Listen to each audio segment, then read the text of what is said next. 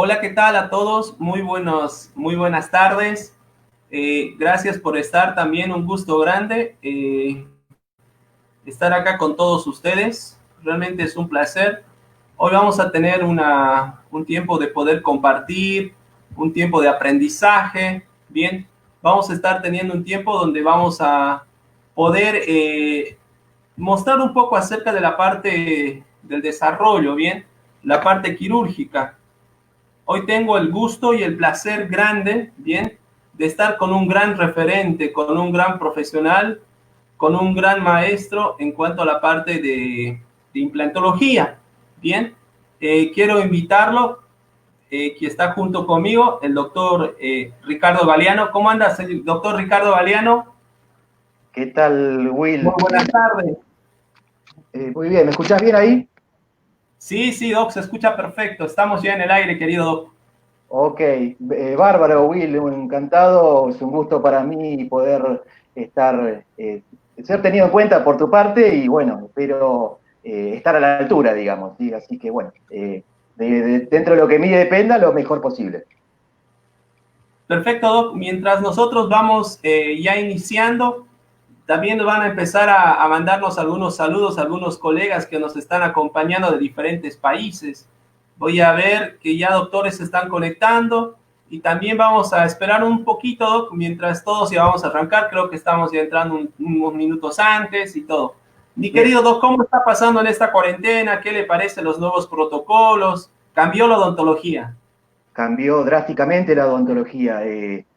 Ha cambiado a tal punto de que estamos en una situación donde la práctica odontológica siempre fue una actividad, podemos decir, con cierto grado de riesgo, pero hoy en día estamos en una situación que es anómala para todos. No existe, creo que en el planeta, nadie que haya estado en una situación similar a esta, a pesar de que ha habido otras pandemias muy importantes, pero a principios del siglo pasado. Así que son todas cosas a las que nos tenemos que habituar ahora y ver cómo llevamos esto adelante, ¿no? Así que igualmente considero que de todo esto, que por el momento es como una traba, eh, digamos, de todas las trabas siempre algo se aprende, así que creo que de esto vamos a salir más fuertes y mejores como odontólogos, mejores en la profesión y mejor como sociedad en su totalidad. Sí, lamentablemente ahora en este tiempo ya migró de otra manera la práctica odontológica, ¿bien? Hay otros protocolos, hay otros cuidados que tenemos que seguir, ¿bien? Y lo más importante de todo es cuidarnos. En este tiempo vamos a pasar un tiempo capaz que ya va a ser, no creo que cambiemos ya los protocolos, creo que nos vamos a adecuar a estos protocolos nuevos y creo que no va a haber un paso atrás, al contrario, creo que va a ser un avance. ¿Es así, querido Doc?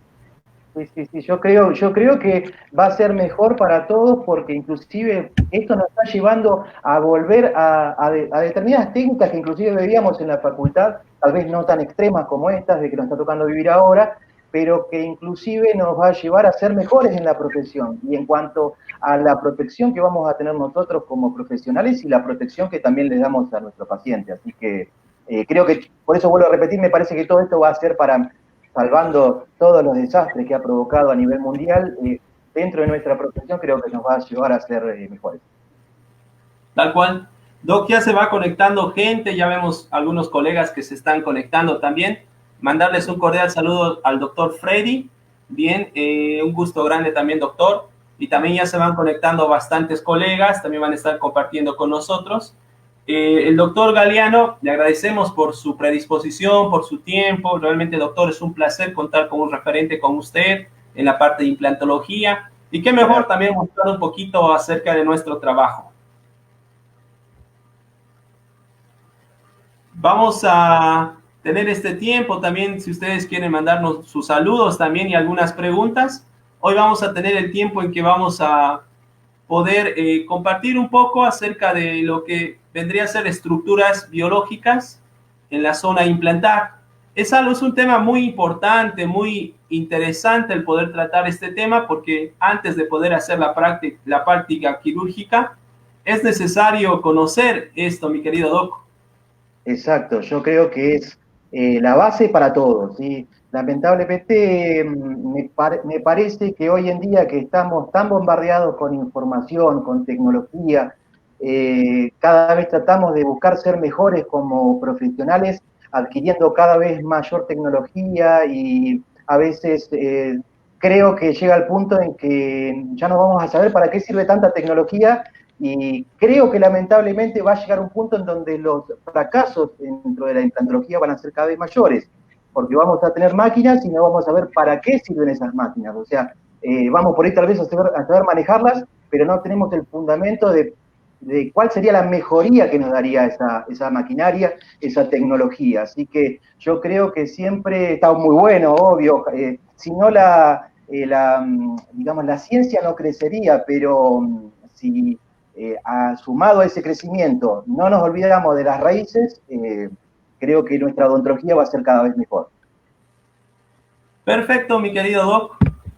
Hoy vamos a tener este tiempo, mientras todos se van conectando. También un cordial saludo a la gente de Colombia, de Bolivia, de Perú, de Ecuador, también a los colegas de Paraguay, de Argentina, que ya van también conectándose y también van también viendo ya, van a ver, compartir con nosotros este tiempo donde vamos a poder también un poco tener este tiempo de aprendizaje, de poder ver, analizar y también conocer un poco más acerca de la implantología. Mi querido Doc, el auditorio es suyo.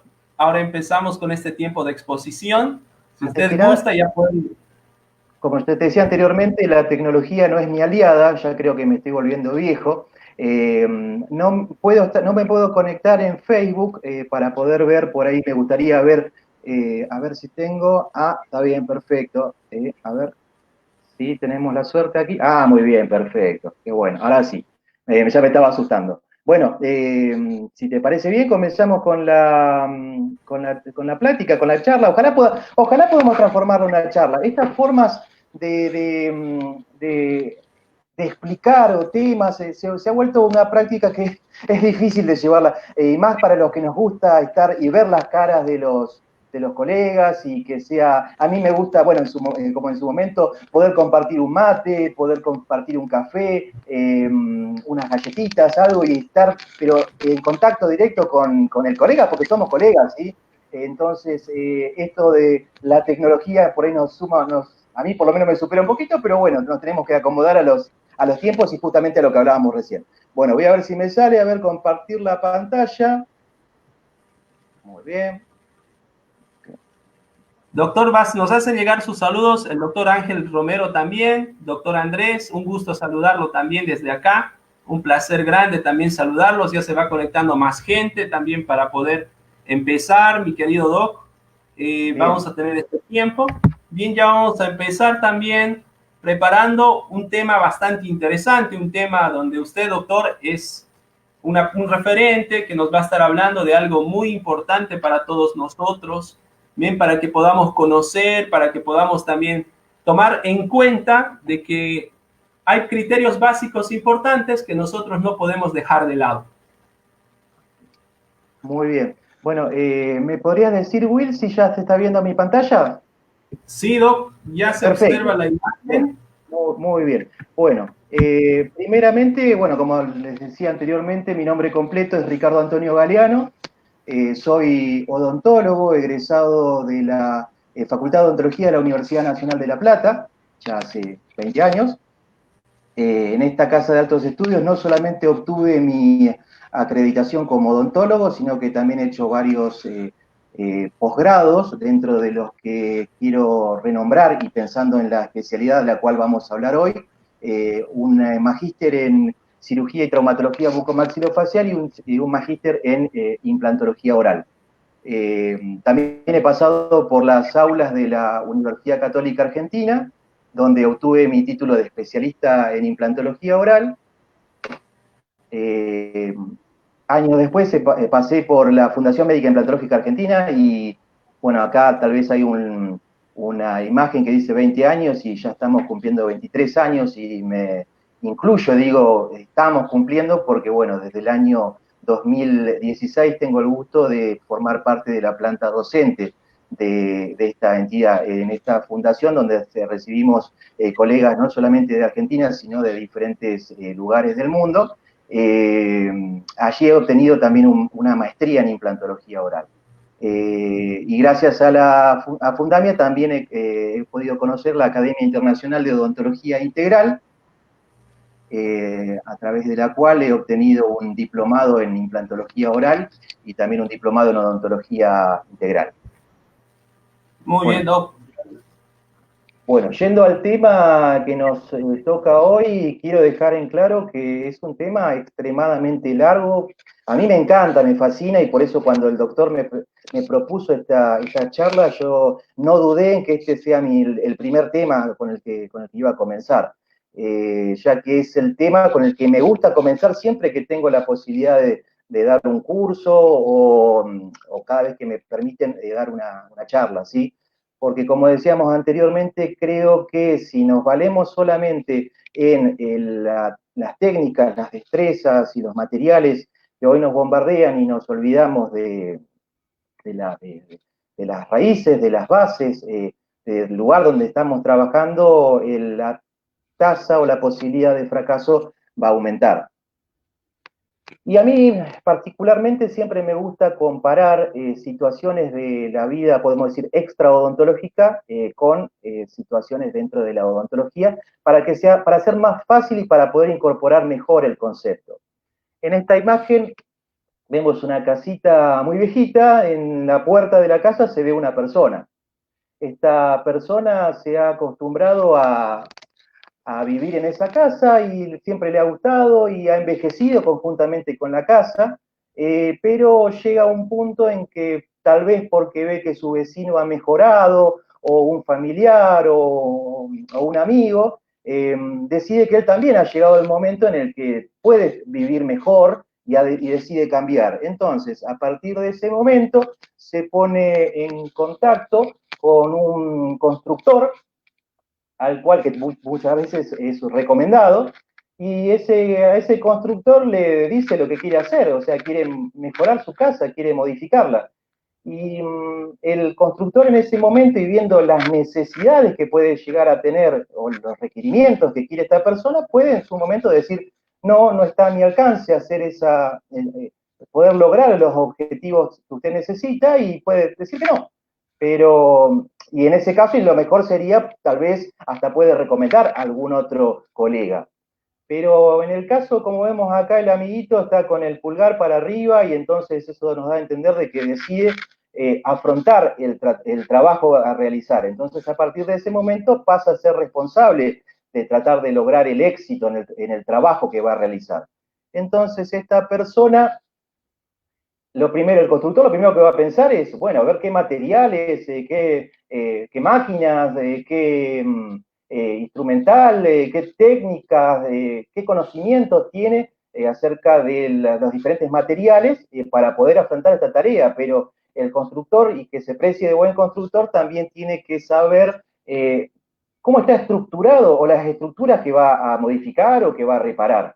Entonces, tal vez se vaya hacia la casa y se fije el estado de las paredes, del piso, del techo, de las ventanas, de las puertas, etcétera. Y bueno, en base a la conjunción, ya sea tanto de las herramientas como de sus conocimientos, puede llegar al resultado final que tal vez sea el resultado que quería el dueño de la casa, ¿no? Ver su casa con un cambio en cuanto a su estructura, su morfología, su función, podríamos decir, una casa más estética. Extrapolado esto a nuestra realidad odontológica, podríamos decir que en realidad el señor del ejemplo se ha acostumbrado a vivir muchos años con su salud oral deteriorada, ya sea por falta de piezas dentarias o por la presencia de piezas que están caducas, o tal vez tenga un historial de odontología largo y en el cual en su boca tenga prótesis completamente desadaptadas. Hablamos de prótesis removibles, tal vez puentes o coronas que continuamente se le desprenden y que continuamente le provocan irritación.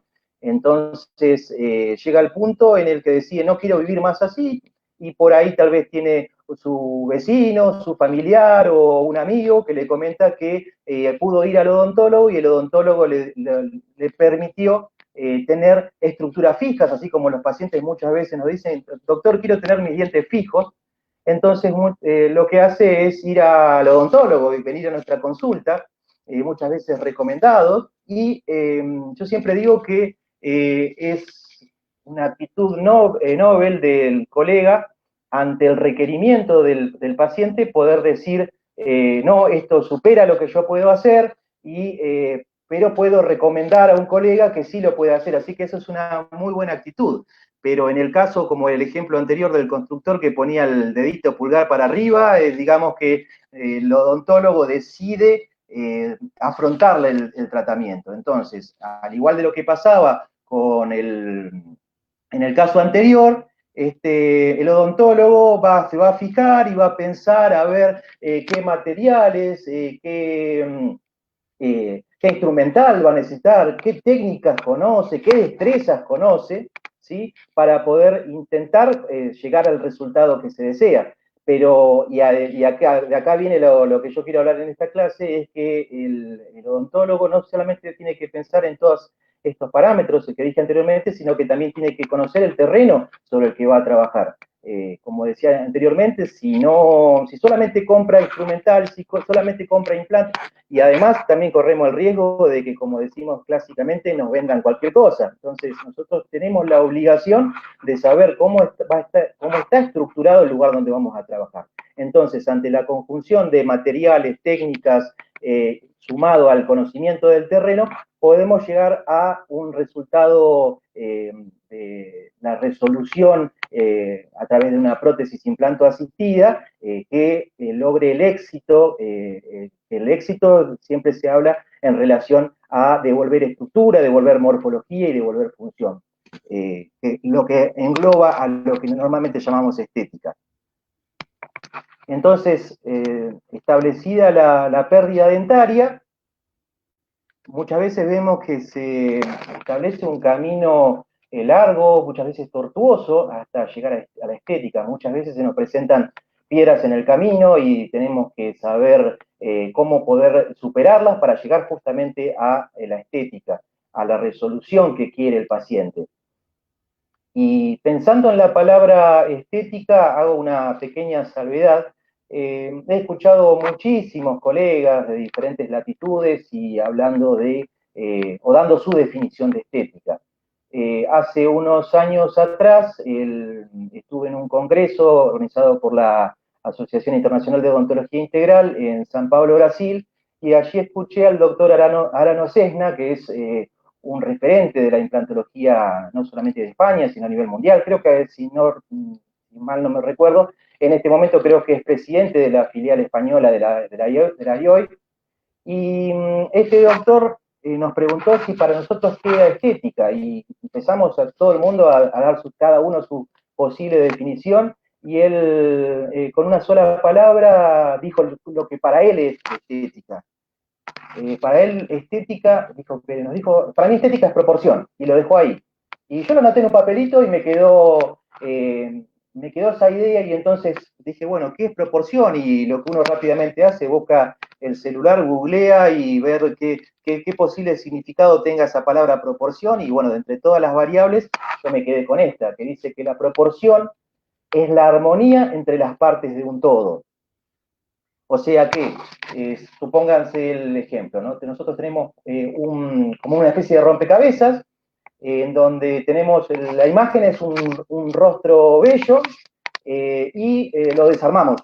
Y al desarmarlo se nos ocurre poner los ojos en la posición de la nariz en la posición de la boca y la boca en la posición de los ojos. Entonces el resultado final deja de ser estético. Se establece una pérdida de desarmonía, entonces el resultado final no es el al que queremos llegar. Y como les decía anteriormente, hay una serie de parámetros que tiene la estética o los parámetros de estética dentro de los cuales no podemos escaparnos, son condición sine qua non. Estos parámetros son estructura, morfología y función. O sea, son condición sine qua non, ¿no? Nosotros no podemos pensar en devolver estética si no estamos devolviendo alguno de estos parámetros. Les voy a dar un ejemplo. Si nosotros pensamos en estructura y supongamos que tenemos que rehabilitar un paciente que le está faltando una pieza dentaria y ya inclusive hasta sabiendo que tenemos un reborde exiguo, un remanente óseo exiguo, tomamos y colocamos en el lugar inclusive un implante de diámetro, de grandes diámetros. Yo igualmente quiero dejar en claro que para mí ya hoy en día, con el avance de la tecnología, hablar de implantes de 4 milímetros para arriba ya para mí son excesivos. Entonces, ¿pero qué pasa? Colocamos un implante de diámetro elevado y entonces el huesito que nos queda muchas veces por vestibular o por lingual en el maxilar inferior, en el palatino, en el maxilar superior, por lo general no hay problemas porque por lo general el remanente siempre es importante. Y tenemos la suerte, entre comillas, de que colocamos nuestro implante, logramos un anclaje inicial adecuado y la biología nos premia, entre comillas, con una osiointegración, o sea, el anclaje secundario, el anclaje biológico, que es el que todos buscamos, o sea, la osiointegración. Y bueno, entonces decimos, bueno, estamos contentos, nuestro implante se osiointegró.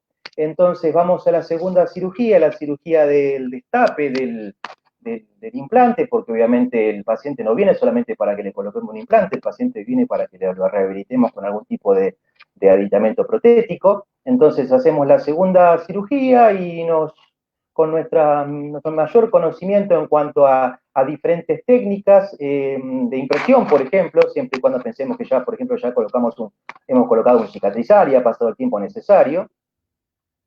Tomamos la impresión con la mejor técnica que sepamos, la enviamos al mejor laboratorista, el cual está muy avesado en su técnica y nos devuelve una corona, por decirlo,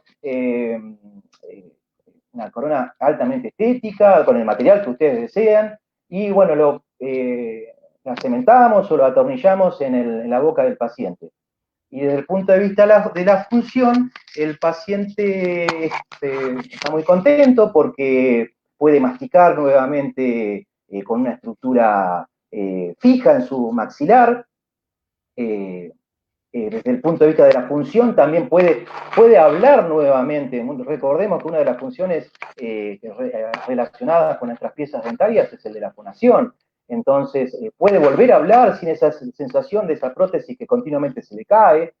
E inclusive desde el punto de vista del espejo, que también es otro de los verdugos, el paciente está súper conforme. Entonces se va del consultorio súper contento y diciendo inclusive que nos va a recomendar con todos sus conocidos. Pero ¿se acuerdan que anteriormente les dije que la biología nos premió, entre comillas, con esa osiointegración? Pero hay un precepto que dice que si nosotros no tratamos a la biología como corresponde, la biología después nos va a hacer pagar y el costo va a ser muy alto. Y en este caso lo que va a pasar es que como el hueso que quedó por vestibular es exiguo, biológicamente, tal vez con menos de 2 milímetros de espesor, con el tiempo va a empezar a retraerse y va a arrastrar consigo a las estructuras blandas que se aferran a él.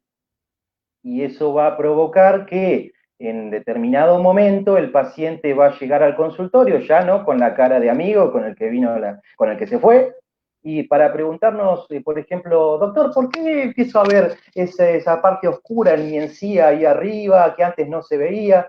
Y además, ¿sabe qué también, doctor? Empiezo a ver como un espacio entre mis dientes que antes no estaba. ¿Qué pasó? Y lamentablemente muchas veces desconocemos qué fue lo que pasó. Entonces, de allí es la importancia de, si nosotros conocemos cómo está estructurado el terreno sobre el que vamos a trabajar, es mucho más difícil de que nos encontremos con estos dolores de cabeza, ¿sí?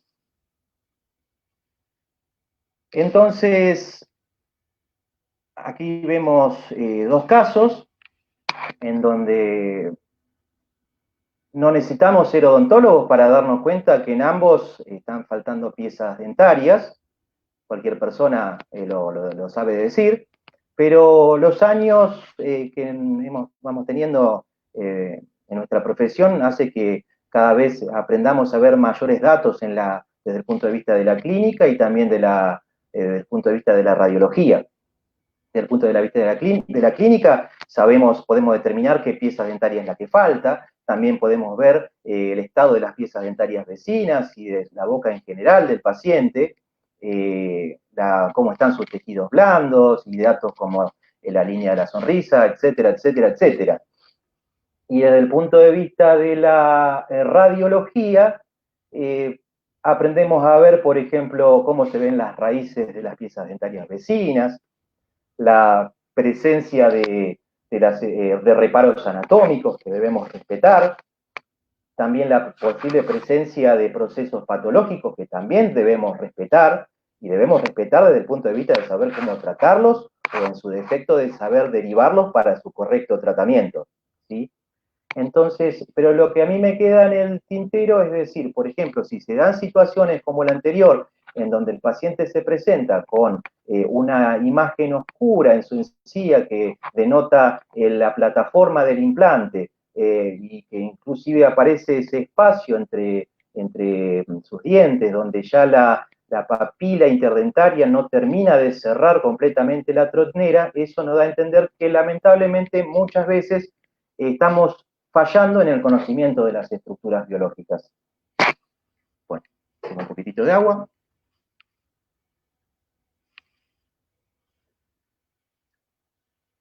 Ambiente propio. ¿Qué es el ambiente propio? El ambiente propio es el lugar donde vamos a trabajar, ¿sí? Ese ambiente propio está constituido por estructuras blandas y una estructura dura subyacente. Las estructuras blandas, por lo general, reciben la denominación genérica de mucogingivales. Se puede hablar mucho más y podría ser mucho más compleja la definición, pero vamos a dejarlo ahí como estructuras mucogingivales. Son el epitelio y el corio, o el tejido conectivo subyacente. Y la estructura dura subyacente es el hueso. Aquí tengo un pequeño grafiquito que es una foto del libro de un maestro, un profesor mío de la especialidad, donde se puede ver fácilmente que esto sería como un sándwich, en donde tenemos una capa, que es el hueso, otra capa superior y externa, que es el epitelio, y entre ambos digamos, el jamón del sándwich, por decirlo de alguna manera, que es el corion o el tejido conectivo. Bueno, voy a tratar hoy de ver si podemos completar la definición o el desarrollo de estructuras mucogingivales, y tal vez en una próxima sesión, cuando el doctor Wilson así lo disponga, después lo vamos a pactar, tal vez hablemos de la parte de hueso, ¿sí? No quiero, por hablar muy rápido, dejar de darles la mayor información que esté en mis posibilidades, y que el tiempo me permita también, ¿no? Comenzando con la evaluación de las estructuras blandas, habíamos dicho el epitelio y el corio, corresponde hacer una evaluación estructural de las mismas, pensando en la gingivoadaptación. ¿Qué es la gingivoadaptación? Es la adaptación que va a tener la gingiva, que va a tener nuestros tejidos blandos, a la estructura de conexión entre la infraestructura y la supraestructura. O sea, el collar que va a formar el tejido blando, ya sea alrededor de un cicatrizal, de un emergente protético, o en algunos casos directamente de la corona. Eso va a depender de la técnica y del tipo de implante que vayamos a utilizar. Y también vamos a hacer una evaluación morfológica pensando justamente en lo que habíamos hablado un poquito antes, el tema de la estética. Desde el punto de vista estructural y pensando en la gingivoadaptación, debemos recordar que tenemos que tener un epitelio queratinizado y un corion fibroso subyacente. Y en lo que respecta a la evaluación morfológica, volumen gingival y papilas. Bueno.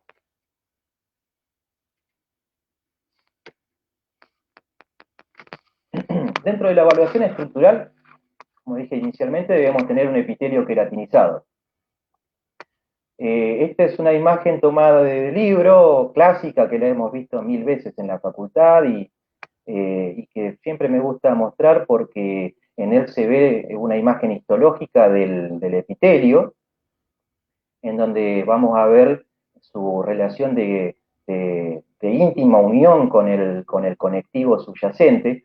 Siempre debemos recordar que el conectivo se origina a partir del epitelio y se establece como una especie de simbiosis entre ambas estructuras. Por un lado, el epitelio es el que protege a las estructuras subyacentes y el conectivo, que se originó a partir del epitelio, es el que lo nutre. Entonces, hay una especie de simbiosis, una íntima interrelación entre ellas. Y el objetivo de tener un epitelio queratinizado es que la queratina, que es una escleroproteína, que es, digamos, lo último que queda de las células epiteliales en la capa más externa, se llama estrato queratinizado o estrato córneo, también se le suele llamar, y córneo como si fuera de uña, o sea, como yo digo que es una especie de escudo que defiende a las estructuras subyacentes de los embates del medio ambiente, o sea, una protección de los tejidos subyacentes. Una pregunta que siempre me gusta hacer es que, ¿cómo podemos determinar si nuestro epitelio está queratinizado? O sea, esa es la pregunta que siempre hago y siempre en forma cómica, les pregunto, les digo, si lo que vamos a hacer es cortar un pedacito del tejido donde vamos a trabajar, lo mandamos al patólogo y que el patólogo nos diga si está queratinizado o no. En realidad, así no es lo que va a pasar, sino que simplemente podemos determinar si tenemos un epitelio queratinizado mirando, ¿sí? Simplemente al observar. Si vemos en la zona en la que vamos a trabajar una superficie de color blanco, salvando la posibilidad de patologías que nos iríamos demasiado si las quisiéramos explicar, y que son casos muy excepcionales, por lo general, simplemente mirando ya vemos, igualmente vamos a ver algunos ejemplos más adelante, ya vemos si ese epitelio está queratinizado. Aquí otra imagen de la histológica del epitelio, y un pequeño detalle, quiero ver si me sale el tema del marcador, quiero que vean, aquí tenemos, muy bien, la gran cantidad de células que tiene el epitelio, principalmente, o sea, este epitelio, perdón, un poquito por adelante, ahí está, la gran cantidad de células y el íntimo contacto que hay entre las células, hay prácticamente nada de sustancia intercelular, es una forma de anclaje de que tienen las células para tratar de formar como un escudo y evitar el desplazamiento del tejido. Y encima la última capa de las células, sabemos que las células van a ir creciendo en los subestratos, la última capa está altamente queratinizada, formando mejor un escudo defensivo. Y acá, como yo les mostraba, esto también es una foto de texto, en donde vemos este collarete de encía de la parte del epitelio, que vamos a ver con una coloración más blanquecina que el resto de la mucosa oral, y es que justamente porque tiene una capa de queratina. Entonces, en estas circunstancias, si el paciente perdiera este diente, tendríamos la sensación de que tenemos una buena capa de queratina que proteja a la rehabilitación que vamos a hacer. Y siempre me preguntan, doctor, ¿qué cantidad de tejido queratinizado es necesario para proteger o que sirva la queratina que tenemos? ¿Qué espesor de tejido? Y hay un consenso, hay muchos digamos, popes de la periodoncia como Bouri, colaboradores, Bobato, Ferreira, inclusive el consenso de la Asociación Europea de Oseointegración, que dicen que si con menos de 2 milímetros de queratina ya tenemos riesgo de tener mayor cantidad de placa, de mayor posibilidad de inflamación y lamentablemente mayor posibilidad de pérdida de hueso. Entonces debemos pensar que no tenemos que tener menos de 2 milímetros. Si en el supuesto caso que podamos determinar que tenemos menos de 2 milímetros, o inclusive situaciones en las que directamente no tenemos queratina, tenemos que estar lo suficientemente capacitados como para poder determinar otros lugares de la cavidad oral donde podemos tomar ese tejido y trasladarlo tipo injerto a la zona donde vamos a trabajar. Esto lo voy a pasar muy rápido, pero quiero ver que, por ejemplo, en este caso, acá se ve también, este paciente tiene una capa muy gruesa de queratina, ¿sí? Si este diente tiene por ahí 12 milímetros, tenemos 5 milímetros de queratina y este sería un caso espectacular. Lamentablemente, por lo general, no nos encontramos, y en muchas situaciones no nos encontramos con esa disponibilidad de queratina.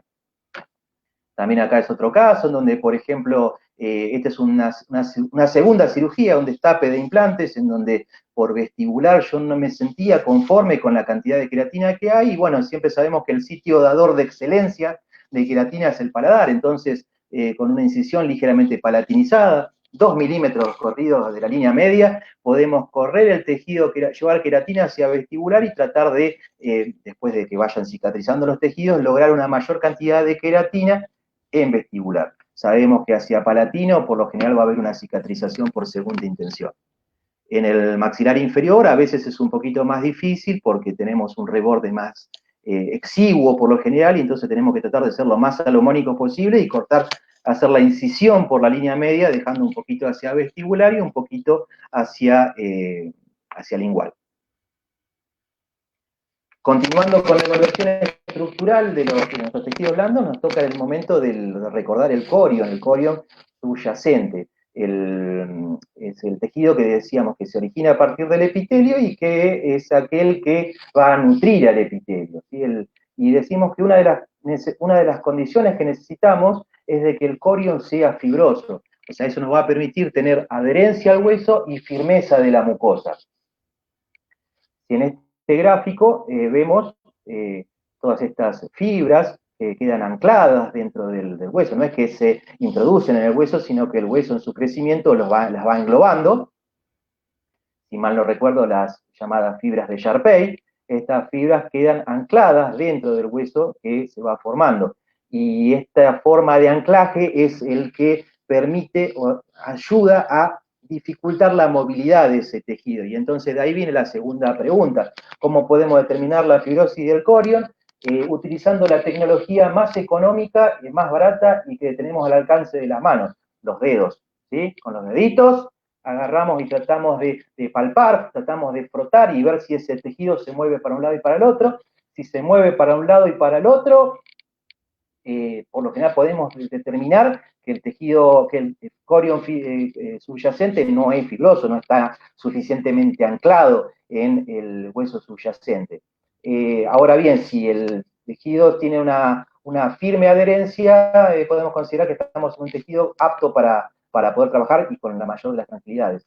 Una de las condiciones que por lo general se da siempre es que si el epitelio es fibroso, por lo general el corion va a ser, si no sé si lo dije bien, si el epitelio es queratinizado, el corion va a ser fibroso.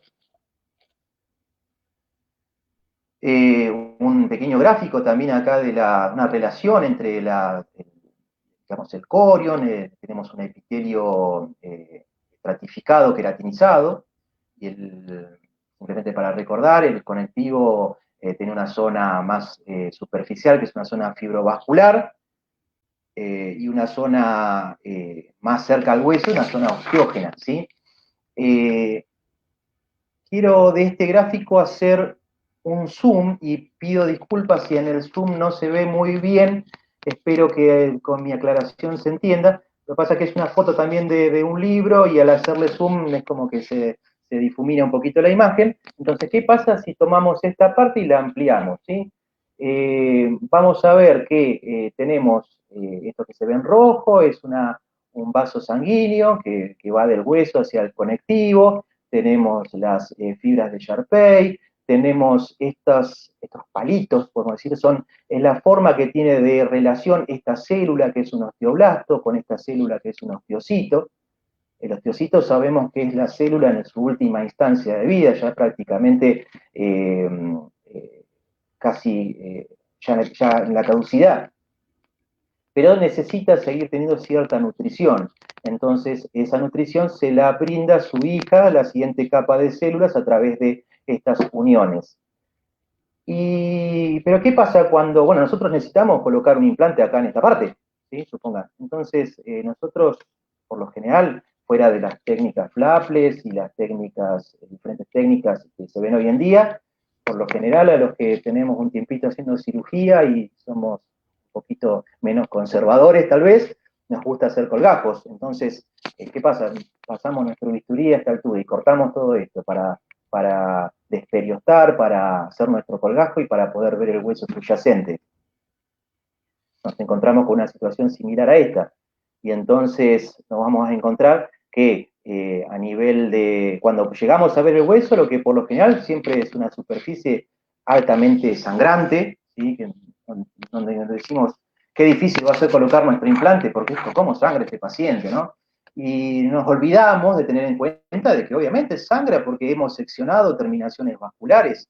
Y entonces el objetivo de este tip que les voy a dar ahora, este consejo, es que si nosotros dejamos esto, y supóngase que nosotros hemos logrado colocar nuestro implante y después suturamos en estas condiciones nuestro tejido blando para reposicionarlo en el lugar, es factible que a los días el paciente nos llame y nos diga que todavía se siente muy inflamado, que le duele, que no está tan contento como pensó que iba a estar, a pesar de que, bueno, que agradece lo que se le hizo por él. Y hay otra de las cosas, y nosotros no sabemos por qué el paciente sigue inflamado.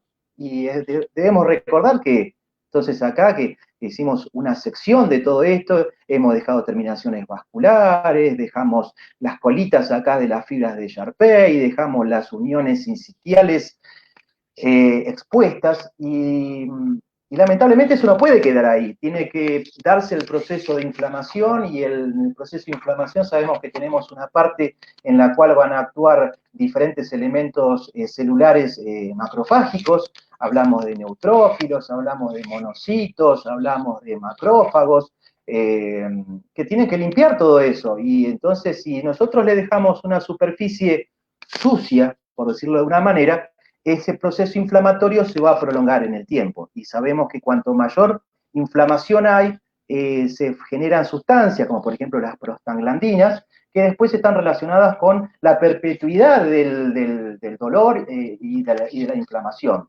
Entonces, una indicación o un consejo que yo siempre doy es que cuando, ya inicialmente, ya cuando hicieron el legrado del colgajo, limpiar la superficie antes inclusive de buscar hacer la instalación de nuestro implante, antes de hacer la sucesión de fresas.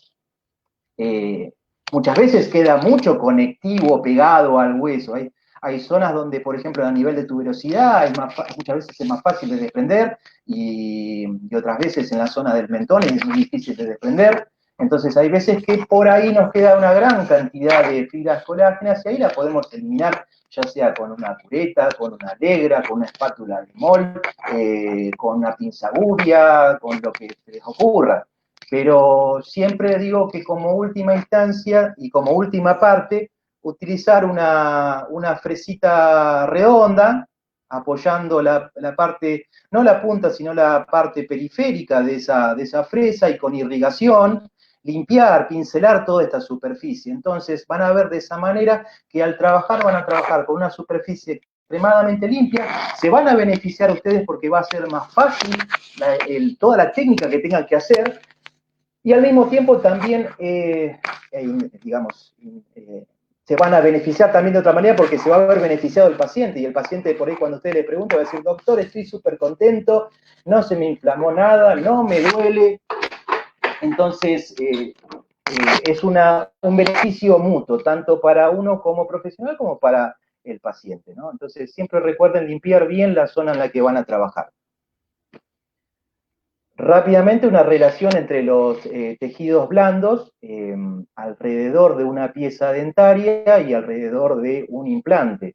Este es un gráfico que tomé inclusive creo que de internet, y son, como todo gráfico, tiene muchísimas falencias, pero para la explicación puntual que les quiero dar alcanza y sobra, digamos. Si recordamos, tenemos alrededor de una pieza dentaria, vamos a tener nuestro tejido blando, vamos a tener nuestra encía insertada, nuestra encía libre, partes de lo que son el periodoncio de protección, después nuestro epitelio interno del surco gingival, nuestro epitelio de unión, y vamos a tener un conectivo que va a estar anclado en el cemento dentario.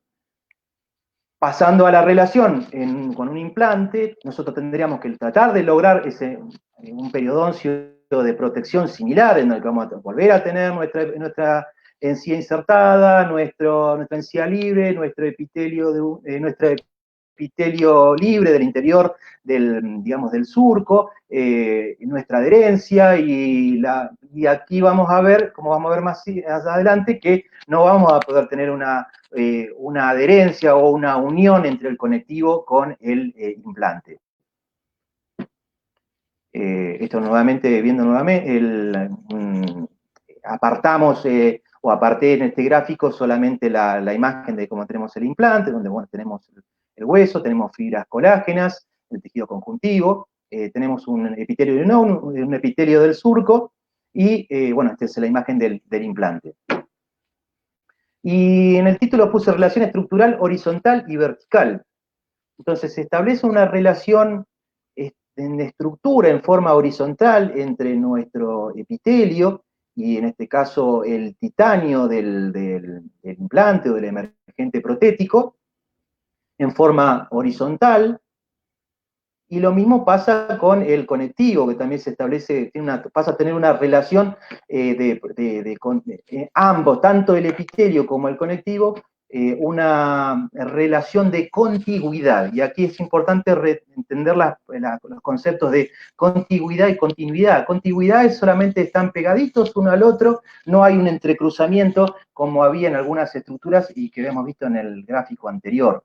Entonces, ¿y a qué voy con esto? Que es una actitud novel también explicarle al paciente, tal vez no con palabras tan complejas y que muchas veces no le importa, pero hacerle entender que si la pieza dentaria que perdió, la perdió por falta de higiene, tiene que saber que el implante también lo va a poder perder, y lo va a perder más fácil todavía si no tiene una conducta o una adecuada conducta higiénica, ¿sí? Porque en lo que es la relación entre el tejido blando y una pieza dentaria, debemos recordar que el epitelio tiene una relación de contigüidad, sí tiene una relación de contigüidad con el esmalte dentario, porque el esmalte es una estructura altamente mineralizada, y entonces lo que hace el epitelio es formar midesmosomas, formar sustancias adhesivas, a partir de la cual trata de unirse lo mejor posible al esmalte dentario. En cambio, el conectivo subyacente tiene forma, o sea, forma parte, recordemos, de lo que es el periodoncio de inserción. Ya se genera lo que es el cemento, el ligamento periodontal y el hueso alveolar, todo como una sola estructura. Son estructuras que nacen juntas y que mueren juntas, ¿sí? Entonces, si hablamos, aquí también vamos a ver que en este caso de tener ya una rehabilitación sobre implantes, el conectivo tampoco va a poder unirse o entrecruzarse con el cemento, porque ya no tenemos cemento, ya es un implante. Entonces también aquí va a haber una relación de contigüidad. Entonces, si pensamos en esto y lo meditamos, vamos a ver que la forma de relacionarse los tejidos blandos con un implante es mucho más lábil que la que se produce entre los tejidos blandos y una pieza dentaria natural. Es mucho más fácil que todos los contaminantes que ingresen aquí puedan superar estas defensas y llegar al hueso. Y si llega al hueso, tenemos problemas. Bueno, la siguiente es ver también una relación estructural que hay entre las estructuras que estamos hablando hoy, que son o sea, el hueso, el corion y el epitelio suprayacente, donde cada uno de ellos, de alguna manera, vuelvo a decir, siempre están entrelazados, ¿sí? El epitelio se entrelaza con el conectivo a través de todas estas uniones papilares, y el corion, decíamos, se une al conectivo, al hueso subyacente, perdón, a través de esa interdigitación que son sus fibras de Sharpey. Entonces vemos que hay a nivel de los tejidos blandos, una relación de continuidad estructural que decimos que es el que funciona se le llama, el objetivo de que tiene esa continuidad es la de mantener sostener en el tiempo a todas las estructuras. Si el hueso que está por encima no recibe el tironeo o el estímulo que dan los tejidos blandos, este se va a retraer. Y si el hueso se retrae, también repercute y perjudica a los tejidos suprayacentes. En cambio, la relación que van a tener los tejidos blandos con el implante es una relación de contigüidad y decimos que es protectora, una función como la que hace el epitelio o el periodoncio de protección. Esto es una relación entre lo que sería también muy burda de imagen de internet, en la que vemos una relación entre cómo estarían los tejidos en salud y los tejidos en enfermedad, ¿sí? Donde hay una progresión de la placa bacteriana, se inflama el tejido y provoca justamente una retracción del hueso que está por debajo, y entonces todos estos tejidos se retraen, ¿sí? Entonces eso trae como consecuencia la posibilidad de una patología que por lo menos en mis manos yo no puedo solucionar, que es la periimplantitis. Yo pienso más en quitar el implante muchas veces, a renegar, de intentar curar este problema. Nos encontramos muchas veces con estas situaciones. El paciente dice, doctor, se me mueven los implantes, y ya solamente con una imagen de tomografía vemos la posibilidad de ese problema, y ni hablar cuando hacemos el colgajo y cuando están los colegas que van a intentar las mil y un técnicas para tratar de solucionar este problema. Yo creo que hay veces es más fácil y menos agresivo para el paciente quitar todo esto y empezar de cero. Entonces podemos decir que si llevamos a cabo una incorrecta evaluación estructural de los tejidos blandos, es muy factible de que aumente la probabilidad del fracaso de esa gingivoadaptación. O sea, por ende, hay una mayor probabilidad de periimplantitis. Situación que vuelvo a repetir, o por lo menos en mis manos, y creo que el consenso generalizado mundial es de que es muy difícil el tratamiento oportuno y adecuado de la periimplantitis. Creo que los casos en los que se ha logrado el éxito en el tratamiento de las mismas es mínimo.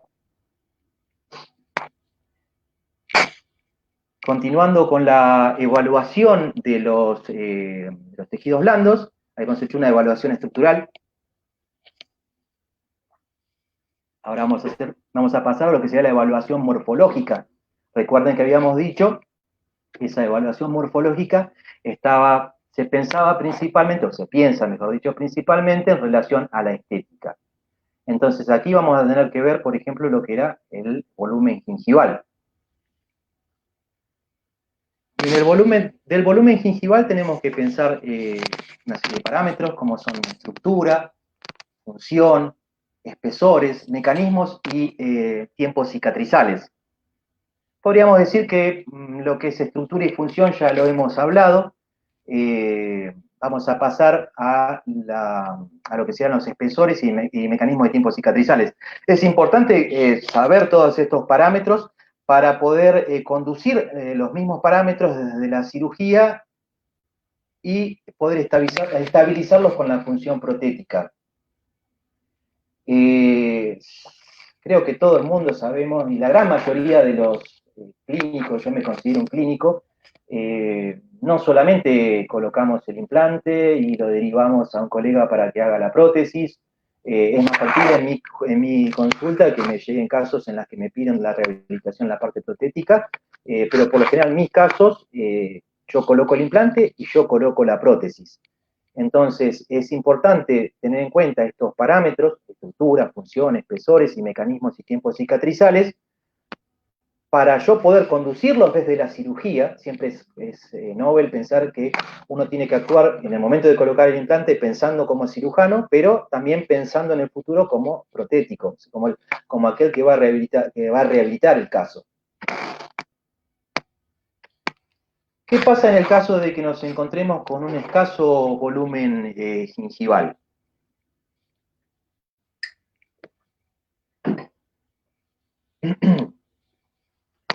Tendríamos que tratar de determinar cuál es la causa por la cual nos encontramos con este escaso volumen gingival.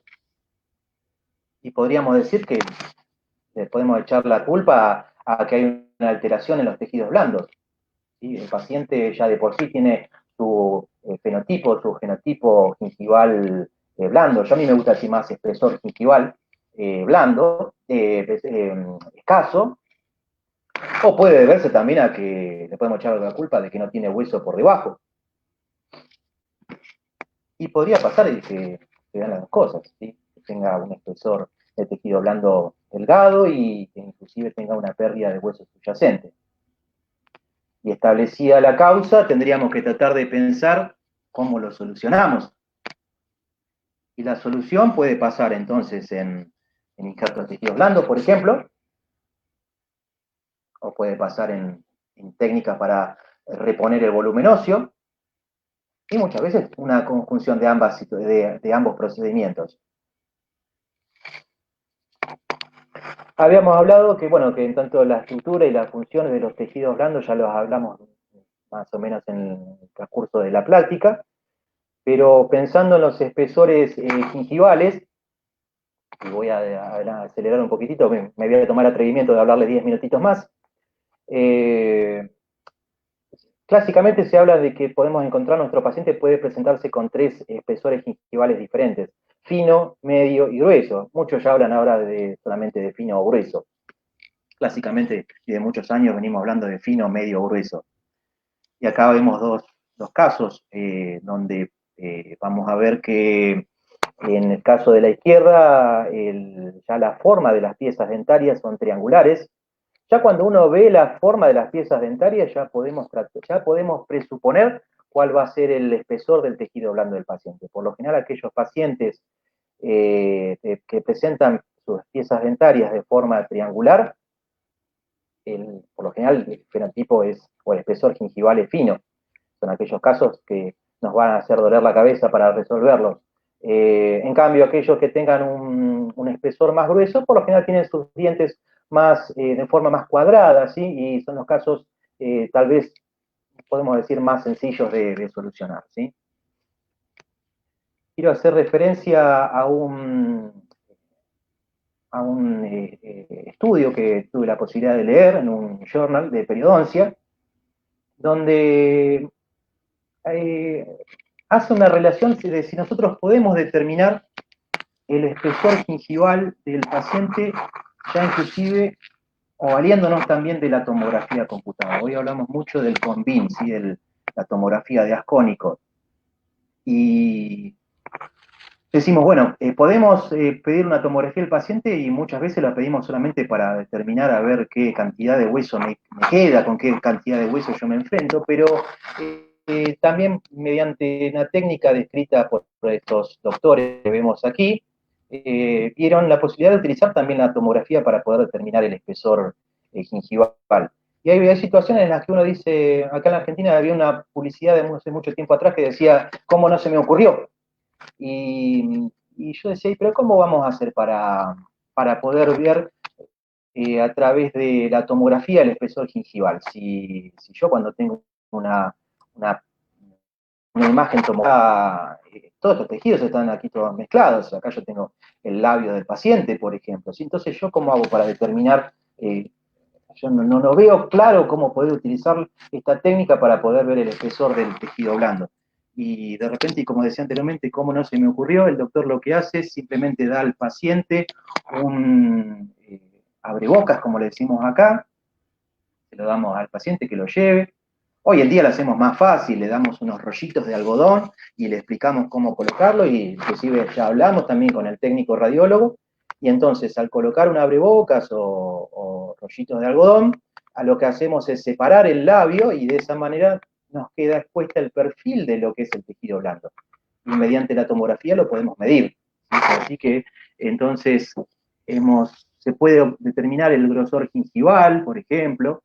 Los periodoncistas lo utilizan mucho también para poder ver, por ejemplo, la distancia entre el margen gingival y el límite amelocementario, la distancia entre la cresta ósea y el límite amelocementario, o la longitud total entre el margen gingival y la cresta ósea.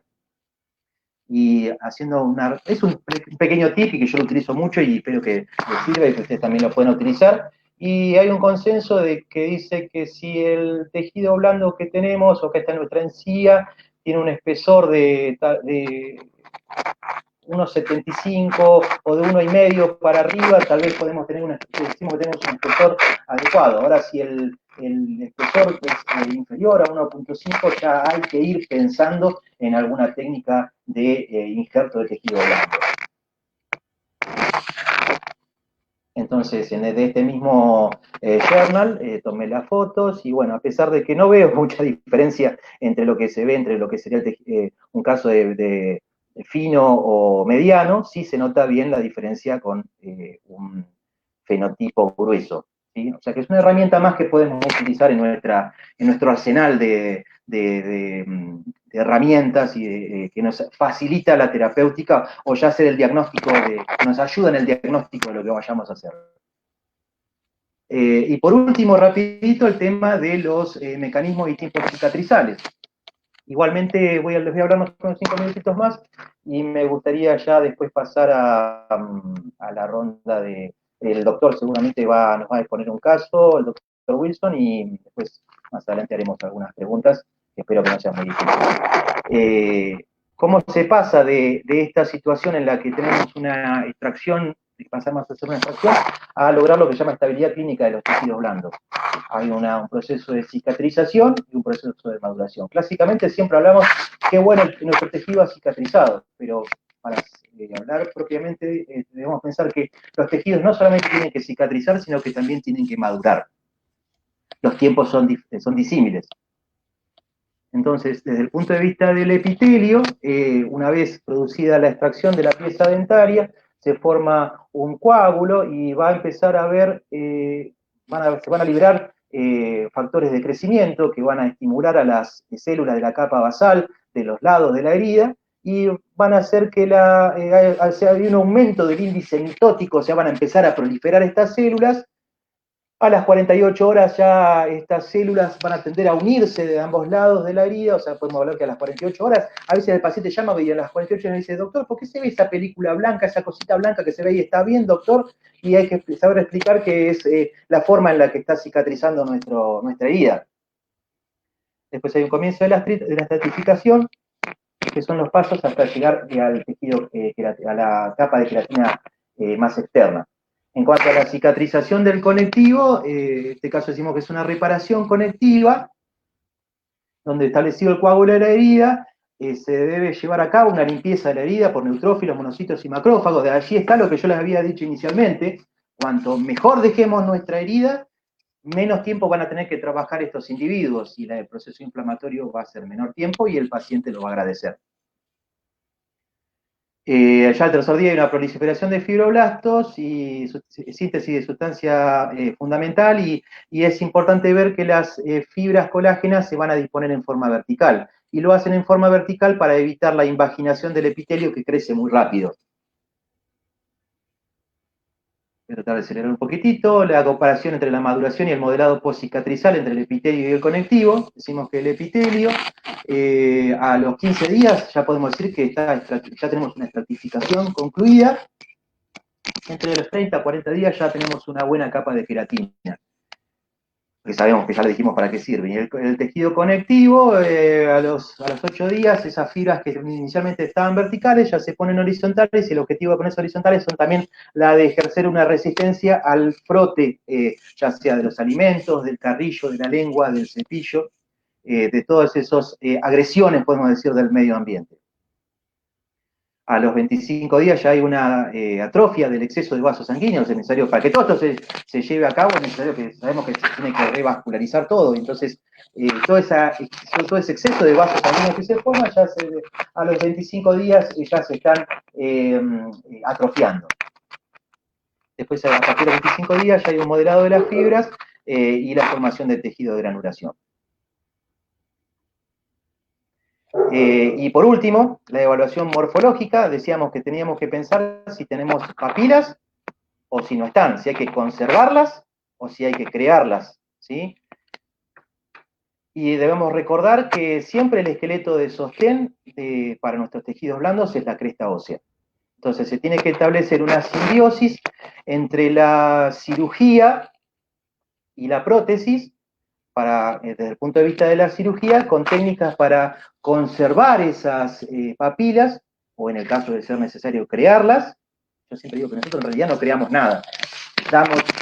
Tratamos de mejorar el terreno o dar las condiciones para que nuestro propio cuerpo cree las papilas, ¿sí? Y después, desde el punto de vista de la prótesis, con técnicas adecuadas para que esas papilas se mantengan en el tiempo, sean sustentables. Hoy en día vemos muchas presentaciones de colegas en donde muestran, por ejemplo, un caso en donde se ve la corona que ha colocado y se ve la encía y las papilas preciosas, y muchas veces inclusive hasta nos cuenta que con su corona provocó una compresión del tejido blando y eso facilitó tener esas papilas preciosas. Y yo muchas veces ya me da ganas de pararme e irme porque sé que con el tiempo esa presión va a traer como consecuencia la agresión del hueso subyacente y el acompañamiento de las papilas y por ende, del tejido blando, perdón, y por ende esas papilas no se van a mantener. Bueno, queridos colegas, hasta acá llego por hoy. Me gustaría después, en cuanto a lo que el doctor Wilson le parezca, nos volveremos a encontrar y yo, desde mi punto de vista, las veces que sean necesarias. Me encanta esto, me encanta poder compartir con ustedes estos momentos y continuar un poquito con lo que es esta forma que tenemos todos de capacitarnos, que es a través de estas conferencias. Así que les agradezco haberme aguantado y espero que lo que les dije les haya sido útil. Muchísimas gracias. Gracias, doctor. Realmente interesante conocer todo lo que son los conceptos del tejido blando y todo lo que es, lo que implica todo lo que son el tejido blando. Bien, antes de poder terminar esta charla, vamos a pasar a mostrar un caso muy simple de implantología. Vamos a llevar a la tierra vamos a bajarlo a la tierra lo que el doctor nos enseñó. Algo muy interesante que tenemos que tomar en cuenta. Bien, algo básico acerca de la implantología, bien, que nosotros debemos de tomar muy en cuenta para poder desarrollar y para poder ver. Bien, vamos a ver un caso clínico de implantes. Bien, es importante que nosotros tomemos en cuenta los principios básicos básicos de lo que tiene que ver la parte implantológica. Bien, el doctor nos habló acerca de cosas muy importantes que no debemos dejar de lado. La base de la implantología está en la biología. Bien, a un principio se habló y se pensó en algo muy interesante, bien, se pensó en algo muy real, en la parte quirúrgica. El principio de la implantología, al principio no se hablaba tanto del tejido blando, sino se hablaba de la estructura ósea, donde había gran cantidad de tejido recurrente para poder colocar el implante, bien. En el posterior del tiempo nos dimos cuenta de que esto fue avanzando, fue mejorando, fue dando otros rumbos, y vemos en cuenta de que es necesario realizar un plan de tratamiento completo para que nosotros podamos tener las estructuras tanto blandas como duras que realmente tengan función con el tiempo. Esta función con el tiempo debe ser estratégicamente diseñada desde su momento de instalación hasta el momento de la parte protésica y su seguimiento con el tiempo. Bien, obviamente tenemos que tomar en cuenta la historia clínica completa, anamnesis, estudios de laboratorio necesarios y también algo muy importante, ¿no? Conocer la parte anatómica. Hoy el doctor nos dio una clase magistral de la parte anatómica, de cuál nosotros tenemos que tomar en cuenta, bien, la anatomía pura como tal, sobre los tejidos blandos. Posteriormente vamos a tener charlas a más a distancia, vamos a ir por la parte del tejido duro. Acá vemos un caso en particular, una zona de 1.5, una zona donde realmente se piensa colocar un implante. Bien, clínicamente el paciente concurre con una radiografía panorámica, él ya tenía implantes anteriores de muchos años colocados. Estamos hablando de un paciente que tiene los implantes más o menos de 10, están firmes y bien agarrados, si bien hay pérdida de hueso alrededor, bien, hay una estructura de soporte firme, bien. ¿Qué se hace como básico? Es necesario hacer estudios tomográficos de la zona, radiográficos, para ver qué es lo que nosotros vamos a tener. Y también podemos llegar a tomar en cuenta estructuras como guías quirúrgicas, estas son guías quirúrgicas básicas, simples, sencillas, que antiguamente se manejaban, o bien podemos optar por tomar en cuenta la parte tecnológica, ¿bien?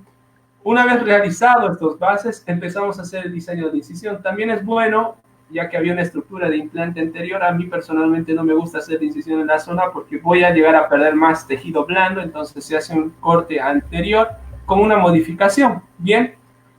Una vez después de haber hecho la incisión, siempre sobre tejido blando, bien sobre hueso, bien agarrado, empezamos con la preparación del lecho quirúrgico y utilizando siempre las fresas a una buena irrigación y teniendo un buen tiempo de trabajo. Este tiempo de trabajo debe estar completamente participado por una irrigación constante para evitar dañar las estructuras nobles, que es la estructura ósea. Y con eso, poder pensar en realizar una buena osteointegración posterior y no lograr solamente la fibrointegración y el fracaso posterior. Bien, algo muy importante para destacar, queridos colegas, y los que también están empezando en la parte de implantología, algo que a mí me encantó es esta imagen. En la parte de la fresa donde nosotros vayamos a trabajar, tenemos más o menos las medidas adecuadas del implante que vamos a trabajar. Bien, a veces estas líneas nos dan las direcciones y las alturas. Y si no se puede tomar en cuenta la longitud del implante que se vaya a poner, bien, se utiliza una reglita de endodoncia. En la clásica escuela, me acuerdo un profesor de hace mucho tiempo, utilizaba una reglita de endodoncia para poder medir o utilizar los clásicos topes, bien, para tenerlo bien localizado. Bien, se empieza con la incisión, siempre una fresa lanza, bien, después vamos a, esta es una fresa de inicio, bien, vamos con la fresa lanza, después utilizamos una fresa de 2.2, 2.5, 2.8 y en este caso se está pensando colocar un implante de 3.3 y la última fresa que vamos a utilizar es la de 2.8. Se utilizó una fresa de un implante de hexágono interno, bien localizado y pensando en la parte de los tejidos blandos, bien. Ahora bien, ¿qué superficie, qué implante podemos utilizar? Se utiliza hexágono externo, interno. Creo que en eso el doctor Galeano más adelante nos va a estar dando buenas referencias cuando utilizar un interno, un externo. Bien, en este caso en particular, hacer un implante unitario, utilizamos un hexágono interno. Bien, hay dos formas de poderlo llevar, de una forma manual o de forma con el contraángulo mismo. Bien, podemos utilizar el mismo contraángulo o torquearlo y utilizando la parte de la llave para el implante. Bien, una vez terminado el tiempo de la parte de instrumentación, empezamos a instalar el implante. Siempre acordémonos de dejarlo 1 milímetro por debajo de la parte ósea para que tengamos buen agarre. Acá tenemos ya la instalación del implante en la zona, siempre tomando en cuenta las características que el doctor nos habló, de la parte del tejido blando.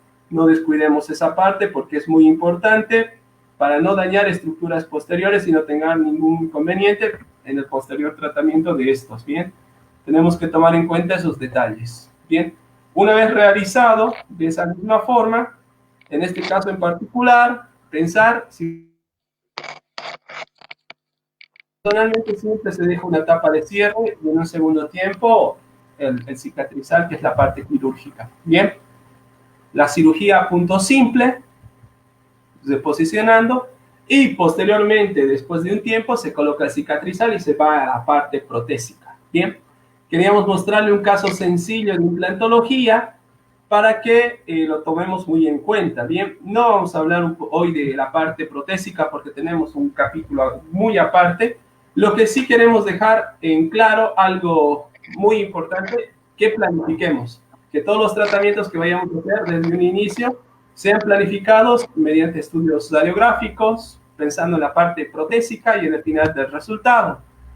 Esto, invitarles a todos, colegas, el día lunes vamos a estar con el doctor, también con el doctor Barreiro Federico, que es cirujano maxilofacial de Paraguay, que nos va a estar hablando de lo que son la cirugía bucal en paciente con compromiso médico, ¿bien? Y en este mes, también el lunes 22, vamos a tener la cordial compañía del doctor Luis Neme, que nos va a estar hablando sobre el proceso de las infecciones cérvico-faciales de origen odontogénico.